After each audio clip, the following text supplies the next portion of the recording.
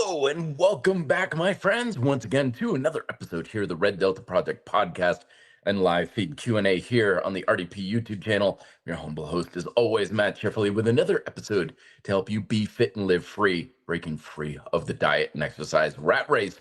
Before we jump into today's topic, which is all about discussing the hormone myth that permeates our fitness culture around particularly diet and exercise strategies that are based on trying to really control and harness the power of a very limited influence over your hormones.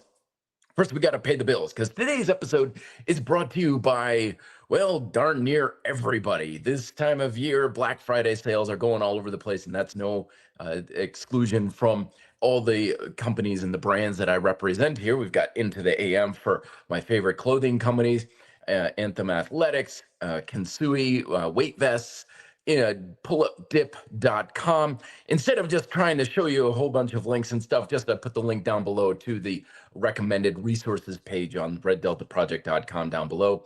And if you use the discount codes there on the RDP website, you'll get additional discounts in all of that they're having for their sales. I know Into the AM, which makes all these great t-shirts and hoodies and apparel that helps to highlight your beautiful strength. Very simple, good workout gear. And they're having great, I think almost like 60% off sales these days and stuff. So link is down below for all of that to help to support Red Delta Project and the podcast. All right, so today's topic, what we're talking about is a message that is very prevalent in our fitness culture, particularly with a lot of fad diet and exercise habits that sounds really promising and really exciting when it comes to the surface, superficial level ideas behind these things, but ultimately severely limits your potential while making you work significantly harder than necessary to get a fraction of the results that you want. And what I'm talking about today are these ideas of diet and exercise strategies that hyperfixate around trying to control or change a particular hormone. And usually, what ends up happening is these strategies are based on the idea of your ability to lose body fat is all down to insulin or cortisol, or your ability to build muscle is 100% about testosterone and stuff. And that's not to say that these hormones don't play an important role. They absolutely do. I'm not saying that they're not there. What I'm talking about is these strategies that say, yes, this hormone is the single solitary thing that is 100% responsible for this result that you want to achieve. And therefore, we're going to give you a program or a diet or an approach that will give you 100% control over this hormone. And therefore, if you control that hormone, you control whatever it is you're trying to control about your body, how much body fat you're carrying, whether you're losing body fat, how much muscle and strength you're building, and so on. And like a lot of strategies that are kind of fads and stuff, it's loosely based on science, but it largely ignores the bigger picture, which means that you have a fraction of the power and control you want while making you sacrifice a lot of things unnecessarily.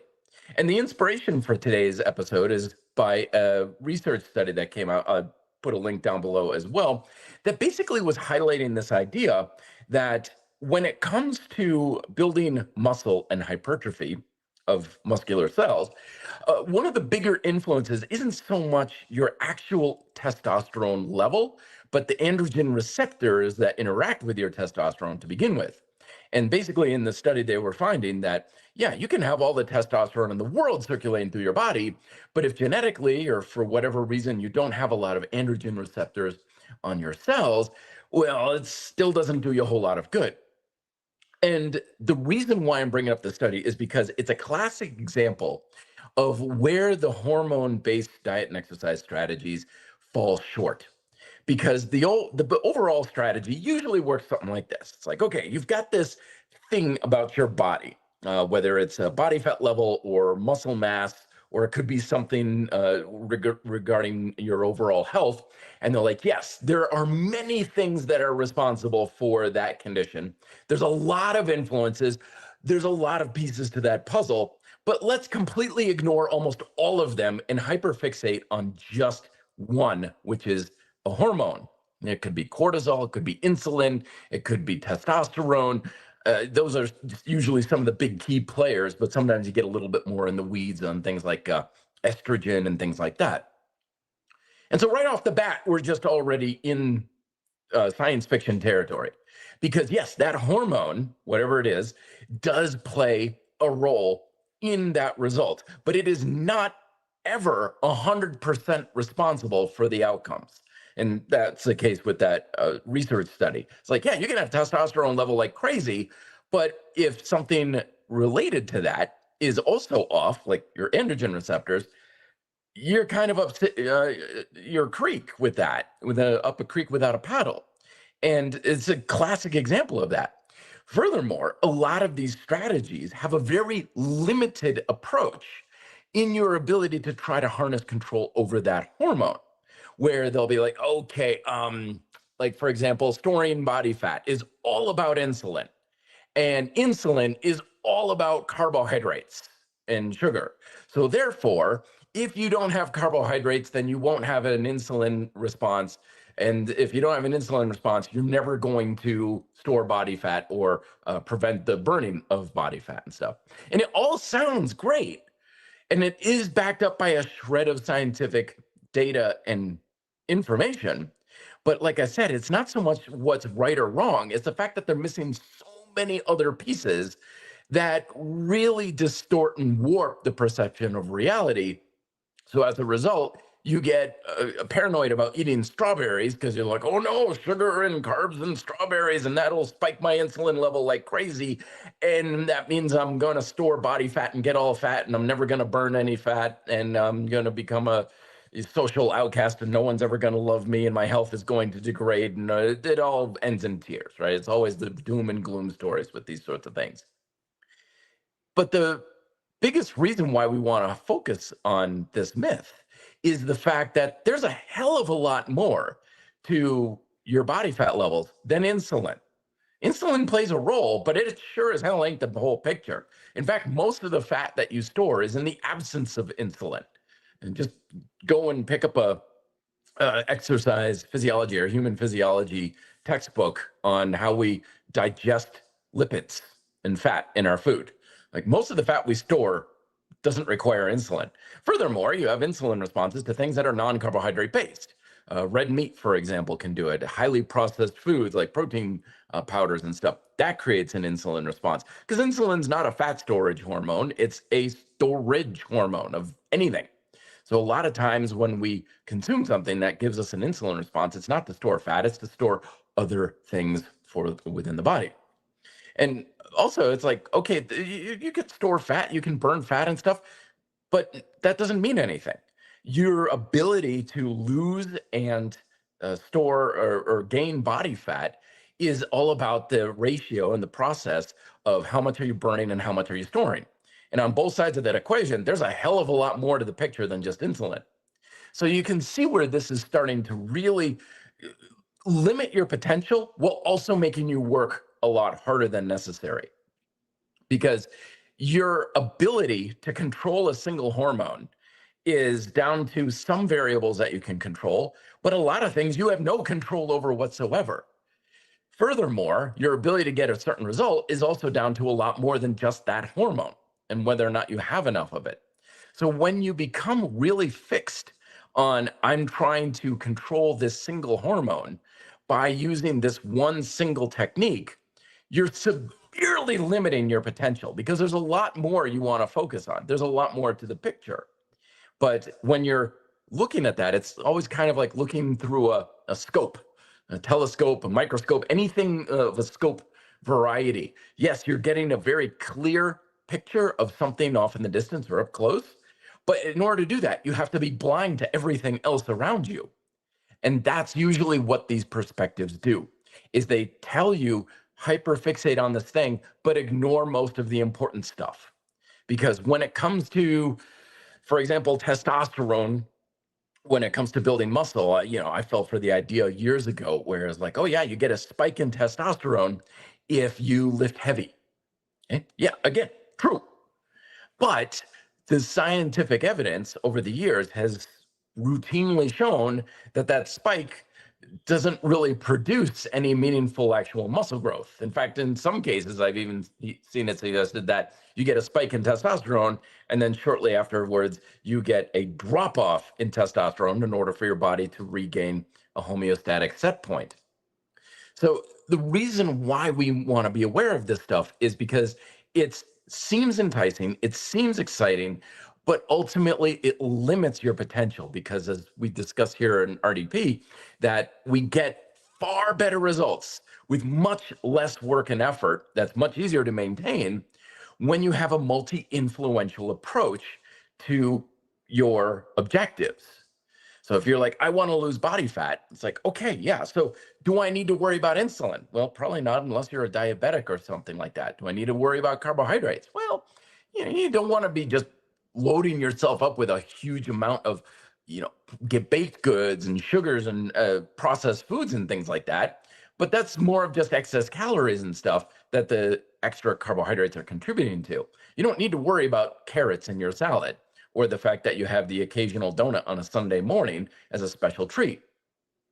Furthermore, there's a lot more to being able to manage body fat than insulin or even fat storage, because there's also things like physical activity level, protein level, satisfaction, management of hunger, energy level, sleep is a huge influence and stuff. The more influences you can bring into the picture and collectively add up to influence that process that is in charge of your results, in this case, the process of body fat of calories in, calories out, or when it comes to building muscle, of creating a stimulus followed by adaptation, the more things you can do to influence that process, the better your results are going to be. But the great news is that you don't need to do anything to an extreme in order to make that happen. Because when you have these things all collectively add up, they're a much bigger influence on that process. So you get much better results. But each one of them, because you're not taking it to an extreme, doesn't necessarily need to cost you a lot and stress out mind, body, and lifestyle. So overall, it feels like, yeah, I'm putting effort to it, I'm working on it, but it doesn't really feel like that big a deal. Taking any sort of influence to an extreme takes a lot more effort. If you're cutting back on carbohydrates and sugars and processed foods, you're like, yeah, okay, I could cut back on sodas and not have a cookie at lunch and stuff like that. It's like, okay, great. Is that terribly hard? Nah, it's pretty manageable. It's okay. It's not so bad. But then if you just keep saying, I got to cut back, cut back, cut back, cut back, cut back on more carbohydrates, more sugar, more, and then you are like having an anxiety attack over the smaller, like, oh my gosh, I just ate an Oreo, how do I undo the damage? You now have a lot more stress on body, mind, and lifestyle over taking that habit to an extreme, which still isn't going to have that much of an influence. It will work. I'm sure there's going to be people who are like, I did this thing and it worked great. Yeah, who cares? Doesn't matter. It's not about whether it works for you, it rather not it works for most people with as minimal effort as possible. So when we have any type of approach that's trying to maximize the control over a single influence, hormones and otherwise, you're basically setting yourself for, I'm going to work 10 times harder for 10% of the results, because you're going to ignore most of the things that are responsible, and you're going to put all your eggs in one basket for one thing, which is important, and you're going to get some results, but it's going to take a lot more effort to do that.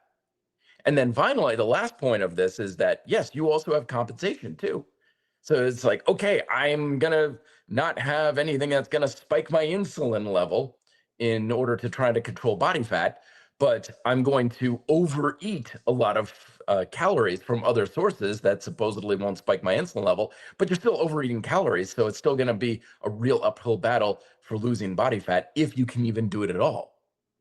So it's not that the hormones aren't important, they are, but they are largely also due to things that are outside your control, things like genetics and age and lifestyle. And I'm talking general lifestyle things like, how much stress you have at work, how long is your commute. You can always influence hormones through lifestyle in general. One of the biggest hormonal influences you have is just sleep.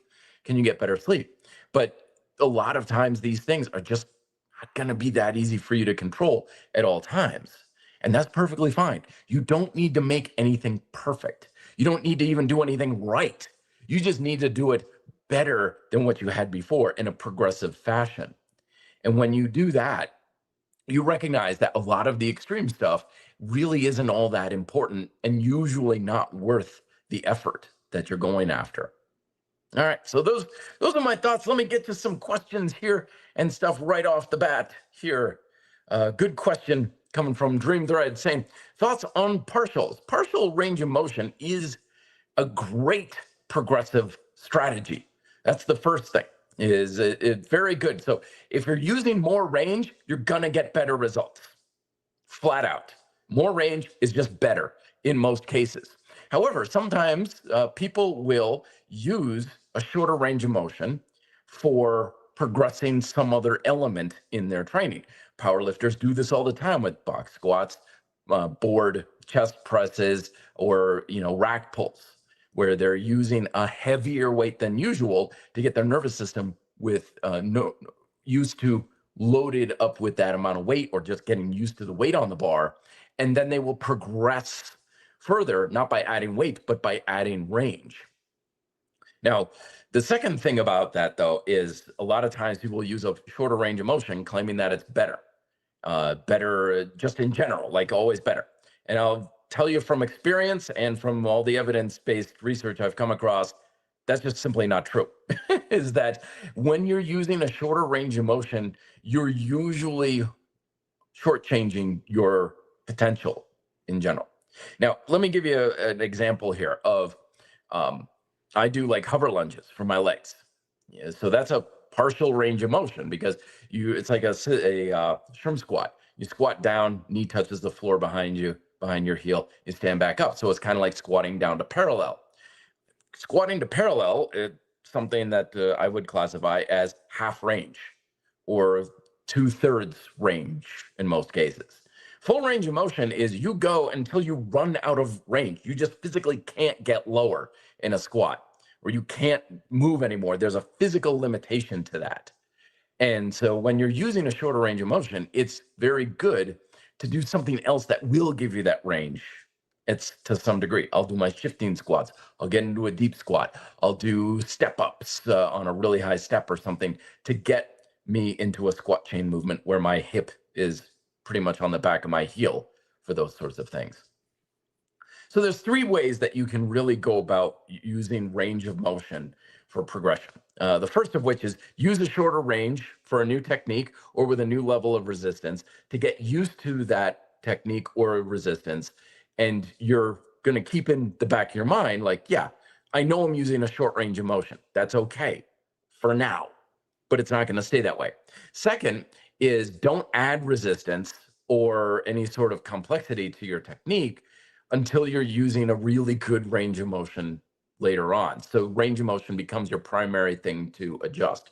And the third thing is make sure that you're maintaining tension through that range.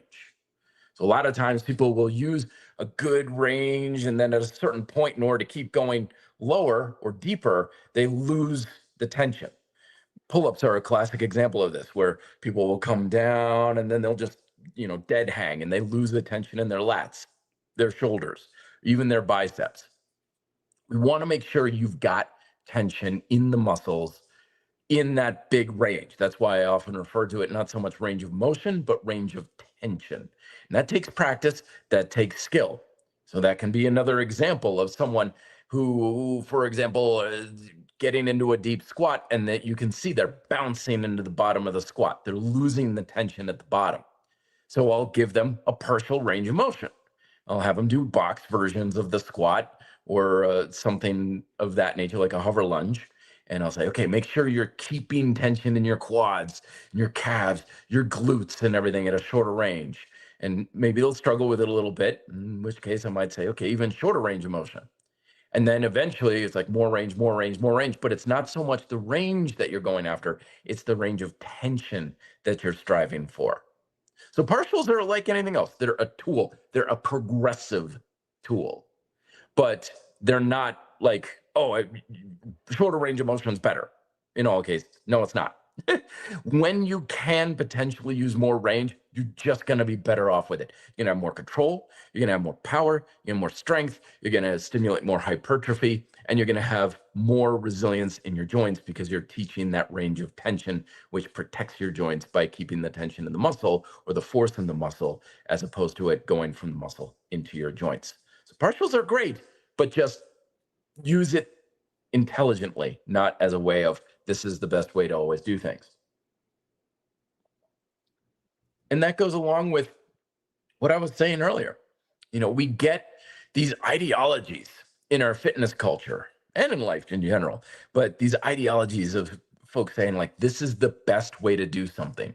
This is the singular proper way to do something or to approach fat loss or building muscle and stuff like that. And that's just categorically false. Fitness and most things in life is an open source endeavor. There is no one best way. There is no maximum and optimized, perfect, correct way to do most anything. And by and large, when people find the best way for them to get something, almost inevitably, they're coloring outside the lines of the ideology. So the ideology will say, like, oh, never eat white processed grains or something like that. And there was a diet trend for a while there where people are like, yeah, but white rice is awesome. White rice is great. And people were saying, yeah, well, I'm not going to eat Wonder Bread every day for lunch, but white rice and the slow cooker and stuff, that's fantastic. It's wonderful. So there's always exceptions to the rules. And as a good kind of exercise, I give myself and my clients, especially, a way to not have a dogmatic approach to an ideology is to take a rule like, always lift heavy or, pull up to the best back exercise or whatever, right? Whatever the rule is, and say, okay, this is fine. This is a good rule. Follow it. But where is the exception to the rule? Where does it not apply? Or where might it even be wrong to follow it or force yourself to follow it? And it's just a thought experiment, but it is good for recognizing there are situations and awareness of, yeah, sometimes that thing that you love, that ideology, isn't going to be the way to go. It's not going to be the thing that you should be following. And this happens a lot in the coaching world. It happens a lot in, approaches where people will say, oh, you got to do it this way and got to do it that way. This is the right way to approach economics or politics or 100 other things. And it's like, that's fine. You can have your ideology, but just know that it has its limits. It has its approaches where you're going to have to break the rules sooner or later. And if you don't know where those are and you're not looking for them, then inevitably you're going to run against things in an unhealthy way. So that's why we want to make sure that we go after more of an objective based approach rather than an ideological approach. You can be the power lifter, CrossFitter, vegan, carnivore diet. You can do 100 different things, but no ideology works 100% of the time for 100% of the people. And that's the point I was trying to make, is that those who find success will always be like, okay, I'm like 80% this type of format and platform, but I've tweaked it and modified it and made changes how I see fit. And that's the importance of freedom and independence, is to do things your way, your own way. Case in point, years ago, I used to be a big heart rate zone training guy and cardio. I was this big cardio junkie and stuff like that. And I spend so much time on the bike just trying to keep in a certain heart rate zone, which it's a lot easier to do on an exercise bike because you can adjust the resistance and things like that. But when you're on a mountain bike, you're always going uphill or downhill. You're going over rocks or roots and mud and everything like that. Like, it's really hard to keep your heart rate steady on a mountain bike because the terrain and everything is just so varied. And it was very difficult And I was always looking at my heart rate zone, like, oh, I'm too high. Oh, I'm too low. Oh, I'm not too high, too high. And so finally it's like, Matt, just go. Just go. Just blast it. Just go as hard as you can. Yeah, but I want to be burning fat and everything. It's like, you're burning fat all the time. Don't worry about it. Don't worry about if you're burning fat in a certain heart rate zone. Don't worry if you're burning carbs or something else in it. Just burn. No, your body doesn't care what you're burning. Just burn it. Ideally, you're not burning too much muscle, but between carbohydrates and fat, that's another reason why we have a lot of ideological approaches. Like, oh, this will burn fat and this burns carbs and this. I don't care. Just burn. Just crank it up. And it was so much easier to just go for a bike ride or go for a workout or something and just be like, yeah, I'm just going to push it. I'm just going to push myself. And if I'm able to push harder, I'm going to push harder. And if I need to take it back a few notches, then I'll do that too. But it was so great to just throw that heart rate monitor in the trash and be like, yeah, I don't care. It's not really the sort of thing that I need to pay attention to. I just need to push myself. Temporary coming on, saying thoughts on whether or not should pause at the bottom of a push-up versus a dip. Dips are push-ups when you think about it. They're both push chain movements, and they're both using the same muscles to basically create the same movement. You're pushing your hands away from your chest. So that's why when I program workouts for folks, I'll just swap dips and push-ups, either or. So I'll tell people, it's like, do progressive push-ups or weighted push-ups or dips, either or, whichever you like. We might do the same in both of them in the same workout, kind of as a drop set. We'll do dips, and then we'll do push-ups kind of like as a drop set sort of thing. So you could look at it as a standard military push-up is basically a regression from the dip, vice versa. But yeah, pausing can certainly be a good way to foster control, tension control, especially in the chest, in the shoulders and the triceps and stuff. It can also be a really good way to ensure that your breathing is in point too. So a lot of times when people are just cranking through, they may get like 4 or 5 reps in before they remember, oh, right, breathe, take a deep breath kind of thing. So you can get your breath really dialed into the movement and techniques when you have a pause. So yeah, pausing is great for both exercises. But at the same time, you don't have to pause. There's benefits to no pause. There's benefits to pausing. At the end of the day, it's probably not going to matter one way or the other too much, but let your feedback tell you what's going on. And it's like, oh, I added this pause and wow, that really made a difference. Well, there you go. Then there's benefit. Or you could just pause and be like, I don't know. I guess it's a little harder, but doesn't really change anything. Well, then that tells you it's not that important as well. But generally, if you have a pause at the one position, have a pause at the other position as well, just to kind of balance it out a little bit. And again, you can get things like your tension control dialed in, your breathing dialed in, control, particularly scapular control with both exercises. That's a big one. One of the big differences, though, between push-ups and dips is scapular movement. With the push-ups, at the top of the push-up, you have your shoulder protraction, and then you have shoulder retraction as you come down. With dips, your shoulders just stay retracted the whole time. You can have a little protraction at the top, especially with rings and suspension straps. But generally with dips, you're better off just keeping the shoulders packed throughout. And that's one of the main differences. But again, is it really going to make a big difference in your results and stuff? And not a whole lot, no. So that's why, again, why dips and push-ups, I'll just give them the same amount of attention in a workout. And generally, though, I like to give the dip to folks, especially if they're trying to build muscle, because it's typically easier for a lot of people to get a lot more load on the dip than with push-ups. Progressive push-ups are awesome, but it's a little bit more technically difficult for a lot of folks than doing a set of dips, particularly if you're going on like suspension straps. It can be a lot more intense, and it's just working with more of your body weight without the technical difficulty. Dips are usually easier to load as well. Push-ups, you have like a weight vest or something like that, which is great.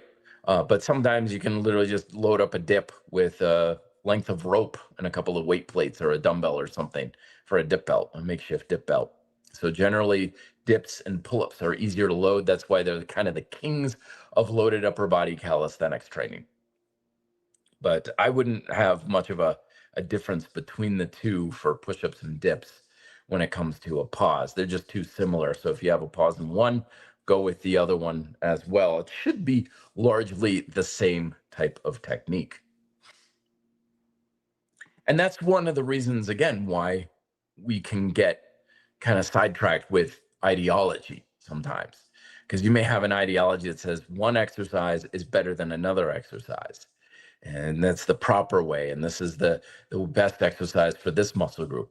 But you should listen to your own experience. So if I said, push-ups are the be-all end-all for building up your chest, but if you did dips and you were like, oh man, I feel dips so much more in my chest than push-ups. Well, that can be an opportunity to kind of explore, well, why is that? Okay, is there something we're doing differently with the body between the two? But it could just simply be that's what you're built for. Better, that you're going to be better off with the dip as opposed to the push-up, in which case you do dips, or vice versa. You could do push-ups. So you want to do the things that give you the biggest influence over those fundamental processes that help you get the results that you want. It's not about what's universally the best or the proper way to do things, because there really isn't a whole lot of universal rules on the one correct way or best way to do a lot of things in life and lifting. A friend of mine years ago, she was working out at a gym, and she had like 3 or 4 trainers over the course of 6 months. Like one would go on vacation and she'd be with another trainer, and then they would leave the gym and she'd be with another trainer and stuff. And she got so frustrated because she's like, can't you guys ever agree on anything?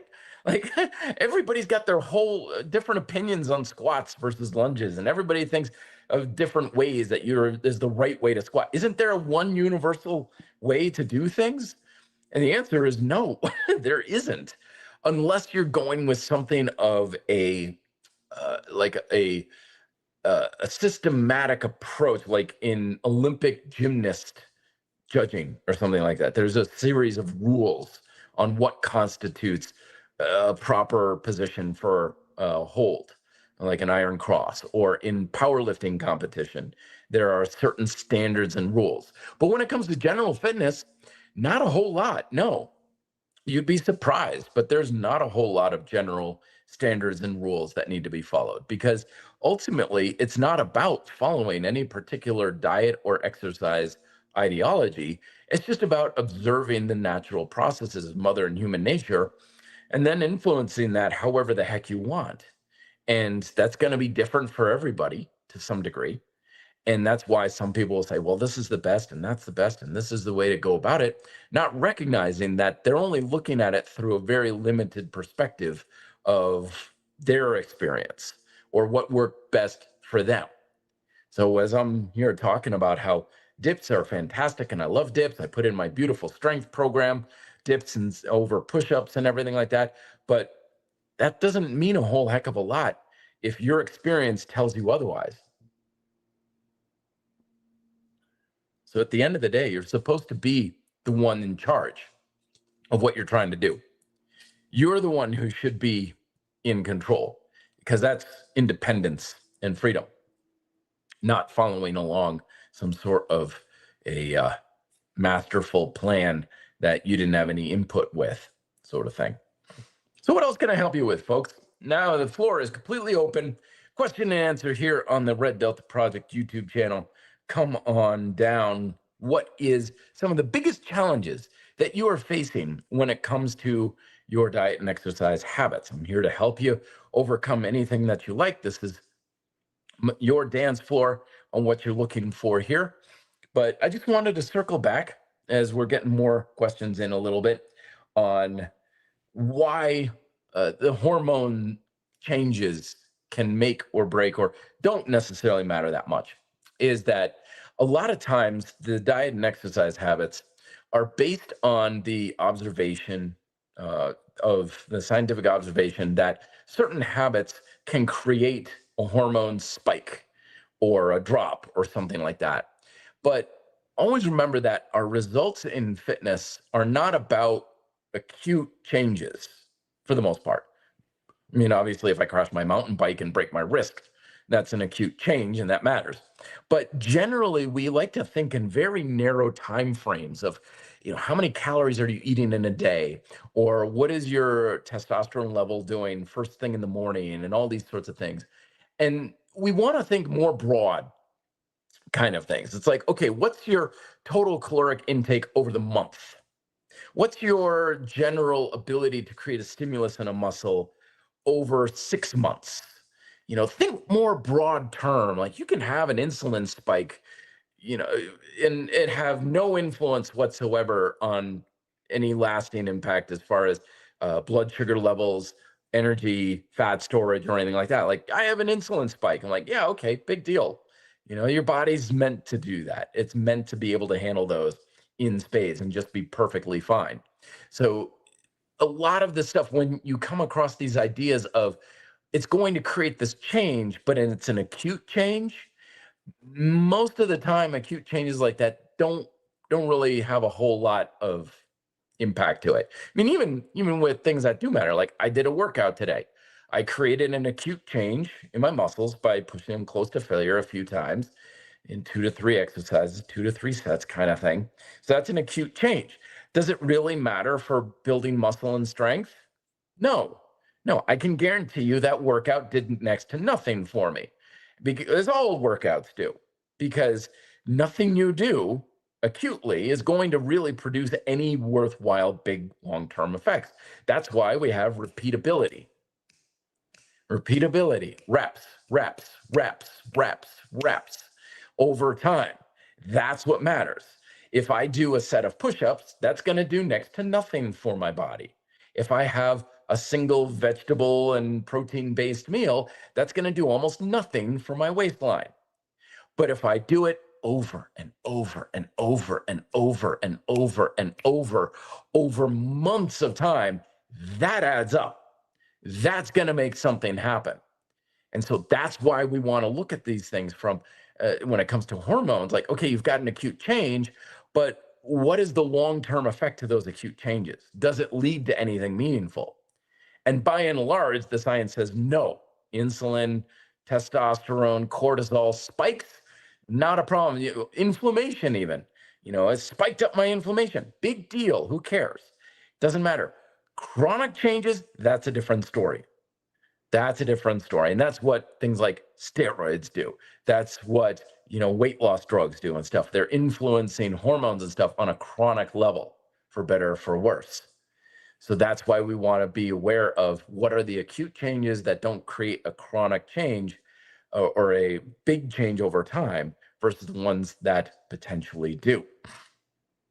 Joseph Bello, my friend, saying, Matt, I've been trying dive bomber push-ups instead of pike push-ups. Yep, that's why they're in beautiful strength. I was wondering how come you didn't put your hands up on something for more range as your shoulders touch your hands in the pike push-up. Yeah, that's a strategy that you can certainly use. Couple of reasons for it. First and foremost is I just don't have anything to put my hands on. I can elevate my hands on parallettes, or I can stack a couple of like aerobic steps or something like that. And yeah, I'm going to get more range of motion because, like I was saying earlier, generally, more range of motion is going to be better. But when you bring your hands up, you're shifting weight to your feet with a classic pike push-up if your feet are still on the floor. So that means I'm getting more range, and that's making it harder on my shoulders and my push chain. Good. But I elevate my, okay, but that puts more weight on my feet. So that takes away resistance. So it's kind of like a one step forward, one step back kind of thing. It's like, well, I'm getting range, but I'm losing resistance and sort of thing. So then the way you get over that, of course, is you elevate your feet too. So it's like, okay, now I got to find something that I can elevate my hands on, and I got to elevate my feet on it as well. And then, I got to make sure I can control how wide they are and where my, let's just do the dive bomber push-ups. Dive bomber push-ups give you that full range. The other thing too is that you're also changing your torso's orientation to gravity, which is what I like.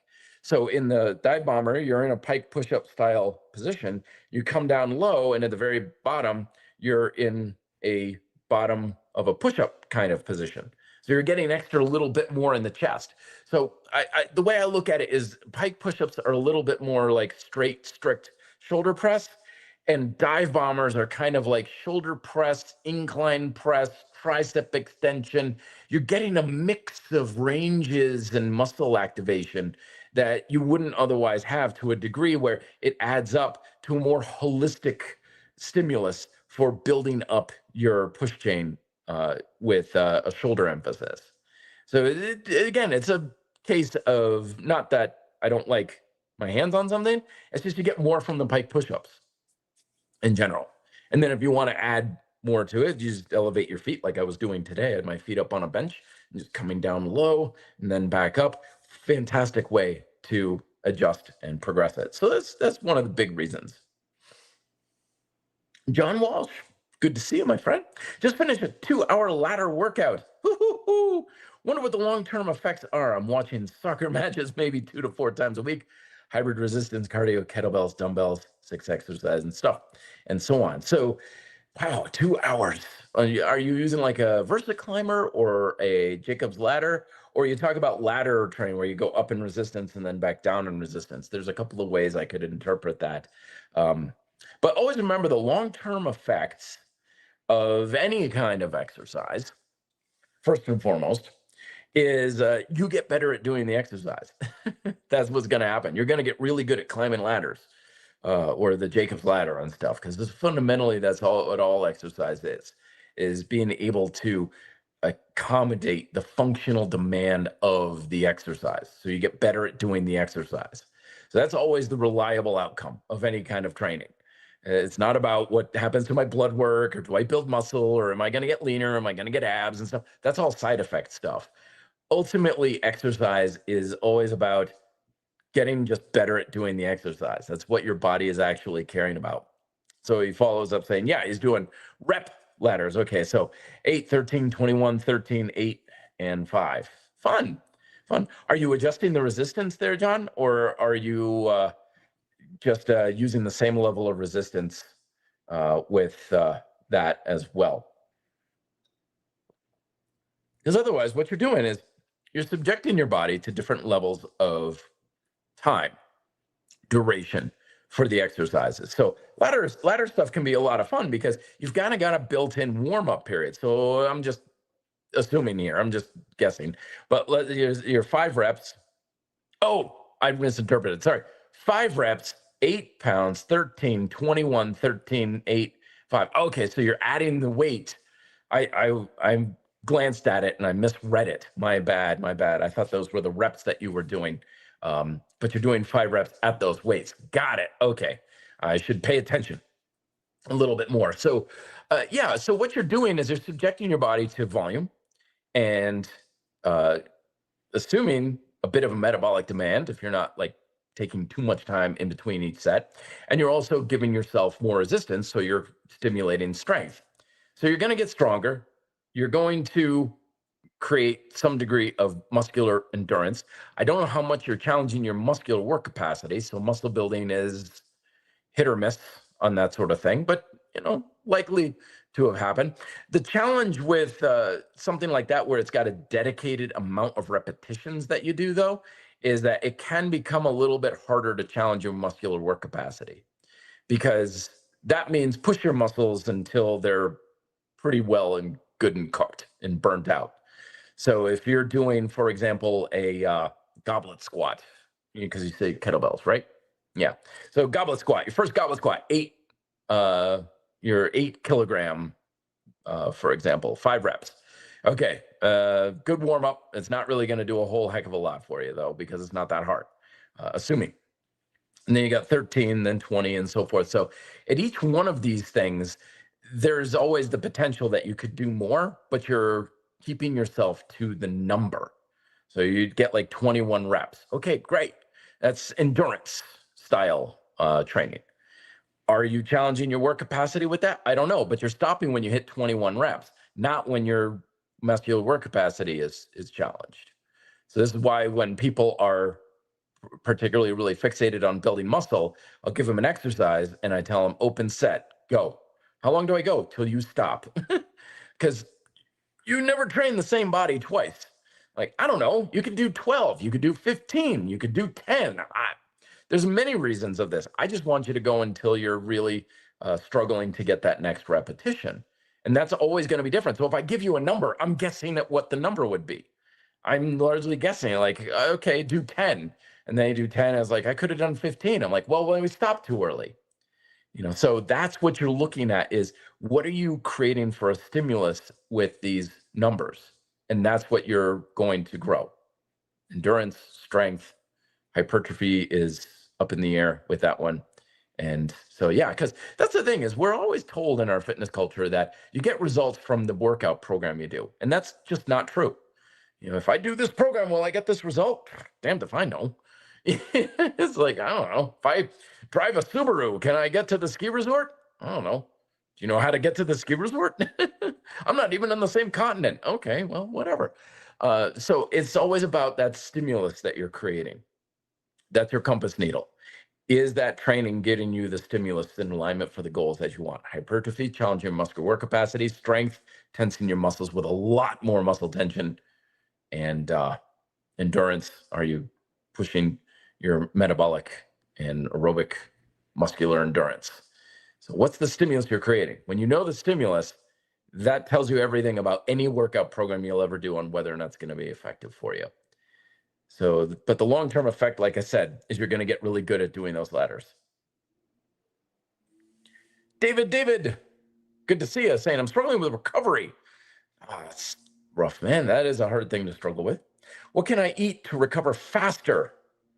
Okay, a lot to unpack there. 2, when I'm still sore, should I work out? 2, 3, or should I wait until I feel totally recovered and fresh? Sometimes soreness makes me feel sad. Oh, yeah, you earned that soreness, man. Take a little bit of pride in that.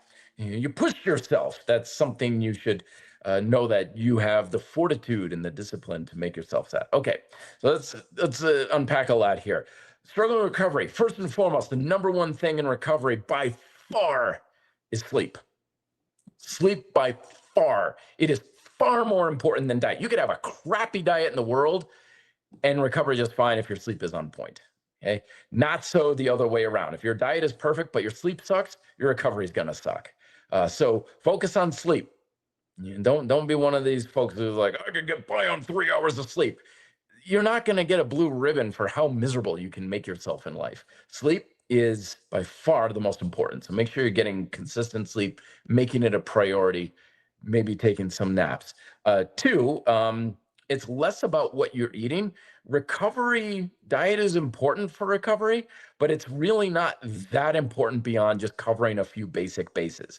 Drinking plenty of water, make sure you're getting some good protein, preferably at each meal. Plants, fiber and stuff like that. Make sure you're getting fruits and vegetables and eating enough in general. You're not dieting. Usually, this is one of the many, many reasons why I tell people if you don't need to diet, be on any particular diet, don't do it. It's just not worth it in most cases. I would say if you're following a particular diet and you don't need to for medical reasons, religious reasons, or something like personal reasons, some people are like, I'm vegan, I just don't want to eat animal products or whatever. Great, fine. But know that it's not helping you nutritionally. A good, solid diet satisfies you as much as possible. And when you have limitations to your diet, it's just harder to do that. It's going to be harder to recover. It doesn't mean you won't recover. Everybody recovers. Recovery is not something you ever need to do with anything for. Recovery will always happen completely on its own without any work or effort on your part. It just takes longer. So that's why you're very smart in saying you want to recover faster, kind of thing. So make sure you're getting plenty of good food, plenty of protein, plants, sort of thing, plenty of sleep. The other thing too is don't work out as much. Don't push as much, right? The point of a workout is not to drive you into the ground. It's stimulate, don't annihilate kind of thing. So if you are just guessing and stuff like that, Um, Interesting. Sorry, I got distracted. So, if you are with my program, double tap training, 2 working sets per exercise. And part of the benefit of that is it just doesn't beat you up as much. So therefore, you don't need to recover as much. And I can't tell if that's an approach that I've been using because I'm getting smarter or because I'm getting older. Don't answer that. I turned 48 next February. But the bottom line is a lot of times we need to recover a lot because we're doing too much work in our workouts. And remember, you're not going to get results by working harder.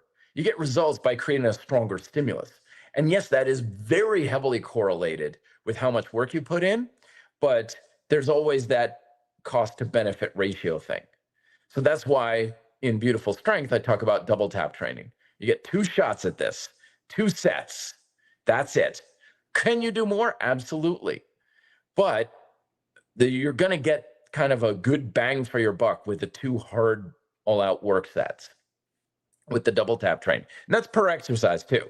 That doesn't mean 2 sets per muscle group. That's 2 sets per exercise. So you can do pull-ups, rows, bicep curls, so that's 3 pull chain exercises, 2 sets each. That's 6 sets on that sort of thing.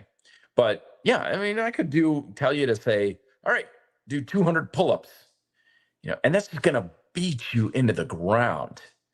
Never mind the fact that, you passed the point where you created a good stimulus after 20 reps or so, but you're just beating yourself up. And the more work you do, the more you need to recover. Remember, though, you don't need to recover from exercise. You need to recover from stress. And the more work you do, the more stress you're going to have. But it's not stress that produces a result, it's a stimulus. So that's why my approaches are all, how do we create a really good stimulus with as little work and stress on the body as possible? Because the less work and stress you have, the less you need to recover. And that's good. Recovery, in some ways, and I did a podcast on this, I think it was something like the downside of recovery or something. Recovery is kind of like almost seen as like, I was telling you earlier, like, oh, good soreness, you're strong, you're able to push yourself. Yeah, but at the same time, you should almost kind of look at it like needing a lot of recovery is a bad thing. Because the more you need to recover, the less resources you have to adapt. You don't get results from recovery, you get it from adaptation. And so the way you kind of want to think of it is, building your body up is, about upgrading your body.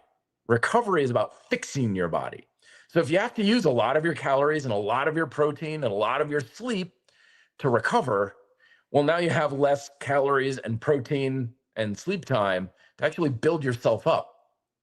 This is why a lot of times people will get better results with less work, because they're not needing as much recovery.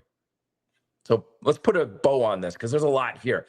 Make sure you're getting plenty of food. Make sure you're getting plants and proteins at each meal. Make sure you're prioritizing sleep, and make sure you're not driving yourself into the ground with your workouts.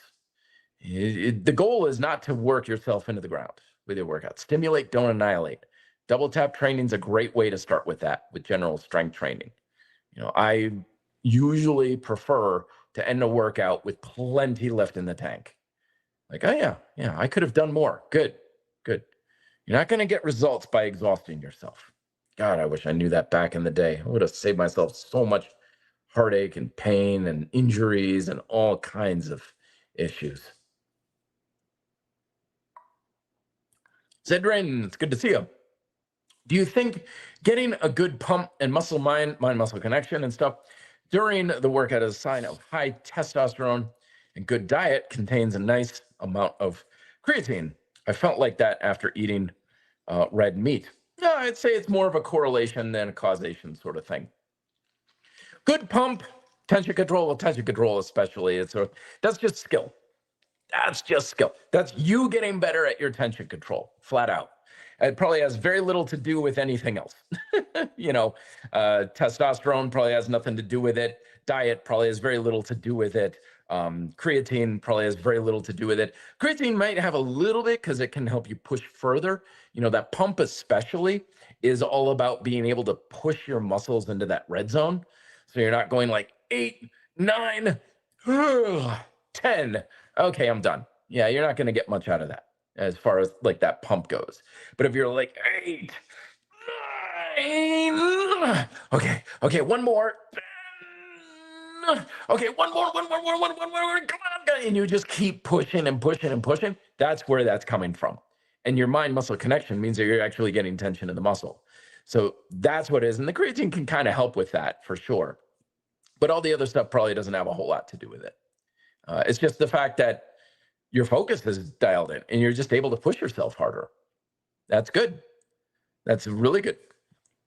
Eddie coming, Matt, love you. Thank you very much for those compliments, my friends.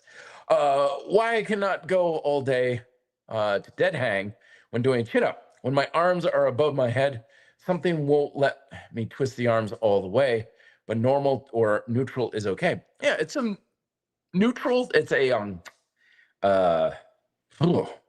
tripping over my own words here. It's a mobility thing, but yeah, you're dead hang, you're turning things off. That's why I'm always telling folks like, don't dead hang. There's no benefit to it. You're not getting anything out of it. It's kind of like if you were, using your smartphone and in between every text message you send, you turn it off, and then you turn it on and you send your next text message. You turn it off, you turn it on, load it up, enter your code again, send your next, like, no, just keep it on. Just keep it on. So what's going on is there's a rotator or there's a, infraspinatus or something is turning off. And then when you go to do it again, you can't get it back on. And that's one of the big reasons I don't advocate for dead hangs or just turning tension off, is because turning on tension, your tension control is something that can change rep by rep. So you can have better tension in your muscles on a rep, and you dead hang and you go to turn it back on and something's not engaging very well. So dead hang, it's not a bad thing, but it makes it harder. There's no extra benefit. There's no good reason for it. It's a good stretch.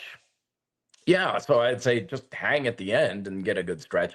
But when doing pull-ups, keep the tension on. Range of tension. John Welsh coming back on. Good to hear from you. Drinking 35 grams of protein right now, sipping it. Not the best source, but it'll do at 10:30 p.m. Holy smokes, my friend. I've been getting a lot of these, yogurt smoothie drinks and stuff at the grocery stores these days. They make some of them in the 30-gram range, which is pretty darn good. And those go down pretty easy. I don't know. You probably made up a protein shake there and stuff, but peanut butter can be a good way to thicken things up a little bit. Don't be afraid of adding fruit. That goes a long way for smoothies and things like that as well.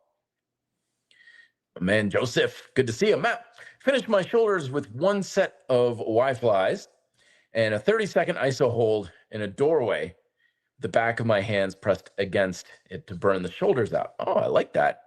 That's very good. You ever do the inside doorway lateral raise there, Joseph? That can be a fun way to go about it too, because we used to do that as kids because we were always amazed by the neural drive where you'd stand in a doorway and you'd push your arms out to the side as hard as you can. And then your friend would be like, okay, stop. And then you'd stand out and relax your arms and your arms would just float up. So I like the Y-fly approach. I would go with the lateral shoulder if I were you. I think that's going to have a little bit more diversity in your angles and what the muscles are doing, and you might just get a little bit more out of it. Probably not going to be a huge difference, but I think it'll be something to explore there. But love those Y-flies. Been doing a lot more Y-flies myself there. One of the things I've noticed that really helps is hands are together at the bottom, and then I pull apart and then palms towards the doorway as I pull myself up. Subtle rotation goes a long way with that sort of thing. Hey, Bargon Journey, good to see you. Good to see you, Coach Matt. Thank you very much. Thanks for coming on by, my friends.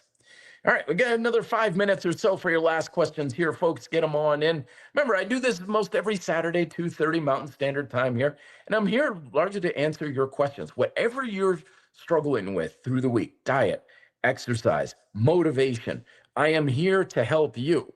These podcasts are something that I like to do as a way to connect with you folks in the RDP community and just help you one-on-one to the best of my ability without you having to actually come out here to Denver to see me and coach with me and stuff. So I'll be doing this again next week, same time. And the audios for these are always replayed on your podcast directory of choice as well. And there's a whole podcast playlist here on reddeltaproject.com as well. If you want to look into the back catalogs, I mentioned things like double tap training. I've got several podcasts on that. Beautiful strength, how to use calisthenics for building a physique that looks and feels as attractive as possible. And yeah, that's the way that we are rolling here into the next year. And speaking of the next year too, I'm already starting to plan out the traditional Red Delta Project video advent calendar. I do this every year. You hear of these advent calendars that come out where there's little doors, in it, and they have chocolates and treats and things like that behind each door throughout the month of December. Well, I do the same thing here on the Red Delta Project YouTube channel, where every day through December, through the 24th, I come out with a separate video. And the collective theme this year is making fitness a hell of a lot easier and a lot more effective.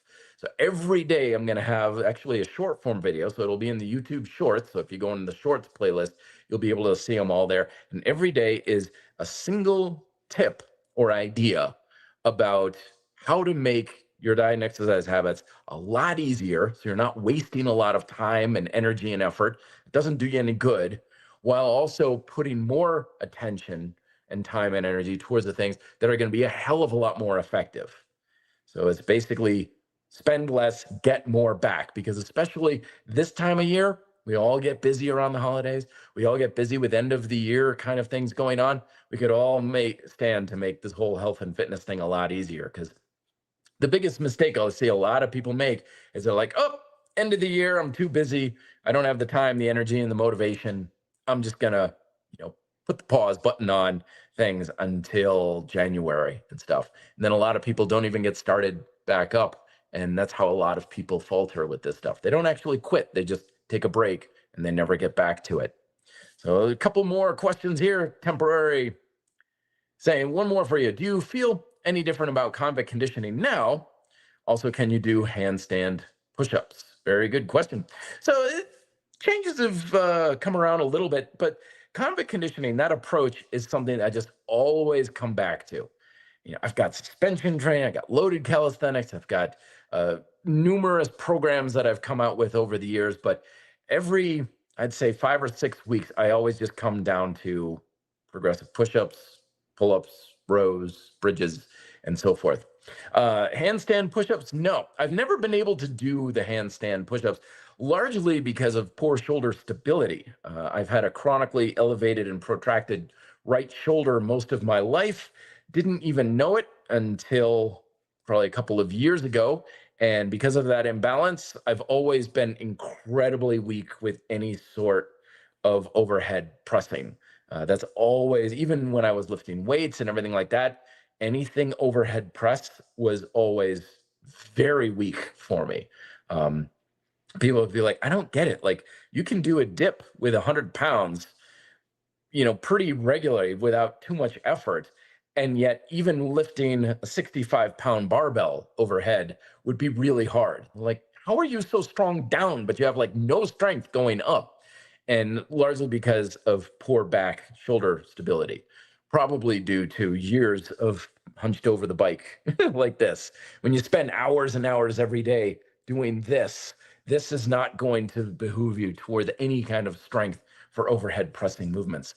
I'm getting better, a lot better now, but that's also one of the reasons why I like the dive bomber push-ups in beautiful strength, is because they're a lot more accessible. They're a lot more easy to progress and regress. Handstand push-ups are kind of like pull-ups in many regards. A lot of people can do them, but they're always a struggle. And by and large, The exercises we struggle to do generally are not very good. The technique's not really dialed in, the stability's not really there. People are always struggling to get 3 to 5 reps at best, kind of stuff. The dive bomber or the dive bomber style progressive push-ups, much bigger range of motion, much easier on the joints. I've gotten far better results with those than trying to just struggle with half-hearted attempts at handstand push-ups. But again, that's me. You could be able to do them like crazy, and that's what you should base things off of. John coming back saying, thanks for the suggestions. Told me to add combo punches to exercises. Yes, really complements my reverse lunge to knee ups. Very good. And straight into a combo. Heart pounding after that. Yeah, it's kind of like shadow boxing in a lunge position. It can be a really good thing to do to finish off your legs too after a hard leg workout too. Bargon Journey saying, Coach, how many ideas on how to minimize joint pain during cold weather? Very good. Well, first off, stay warm.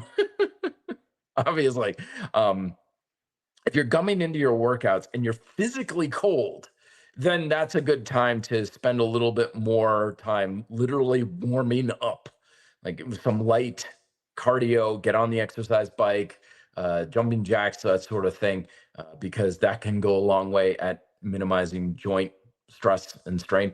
We used to do this all the time when I was in Vermont. There were some mornings, Saturday mornings, I would go into Taekwondo class and it'd be like 30 below.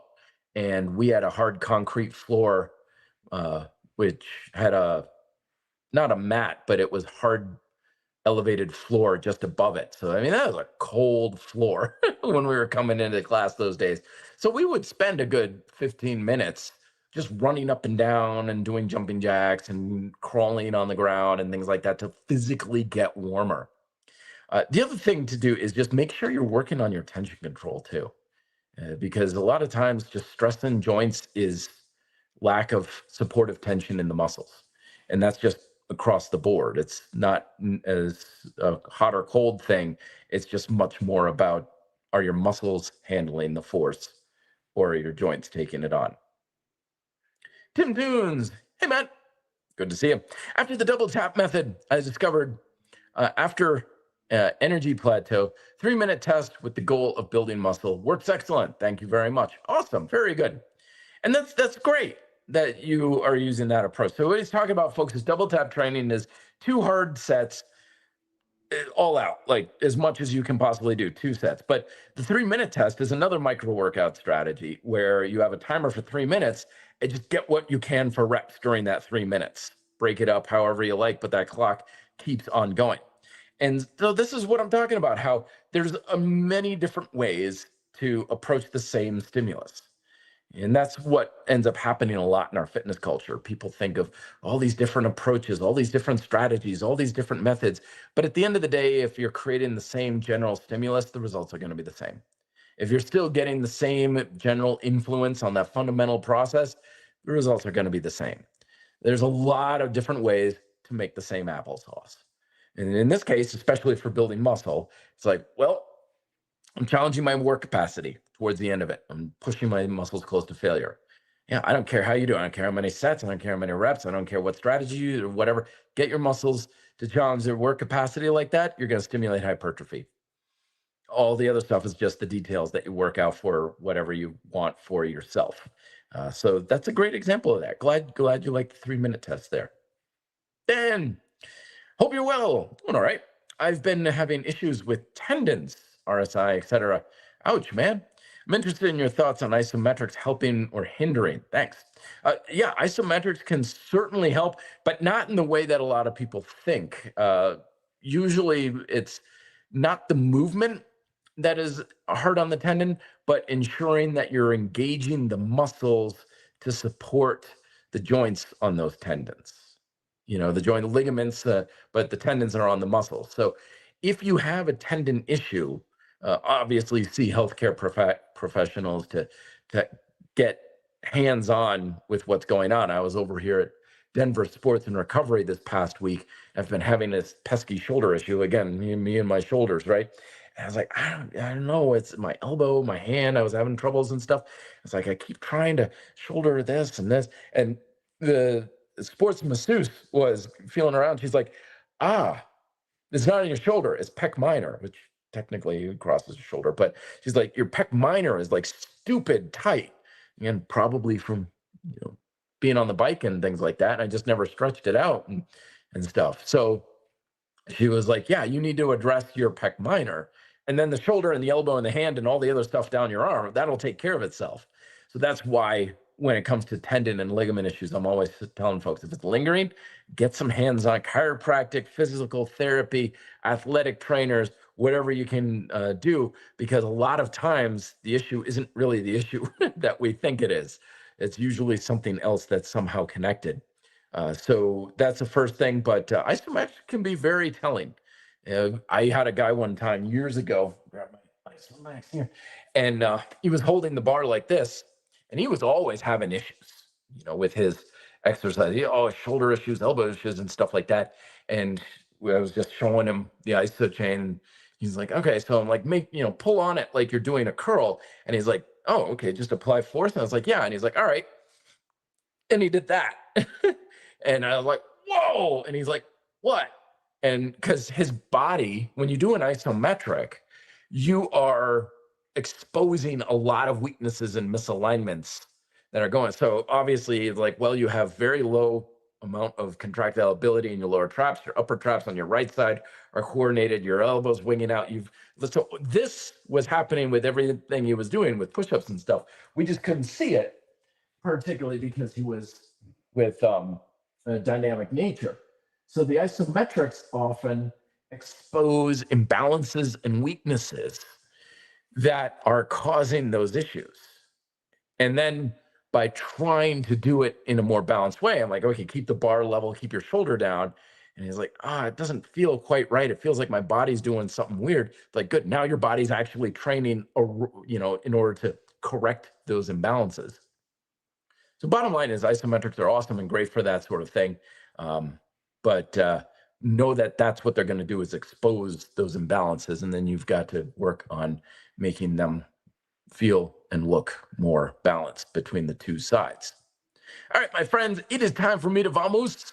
Don't forget, today's episode is sponsored by Into the AM Apparel, as well as Kensui Weight Vests, pullupdip.com, and a host of other folks who are having their big, massive Black Friday sales. I put a link down below to the general Red Delta Project equipment resource page in the description. I also have the link down there for the study that I cited earlier about how a lot of times it's not so much testosterone level, but androgen receptors that are one of the primary driving forces for the potential to build muscle, and why hormone alone is not the full answer to a particular result. If you're interested in checking out that study, and the abstract is there. Even just the abstract gets you the general picture and that sort of thing.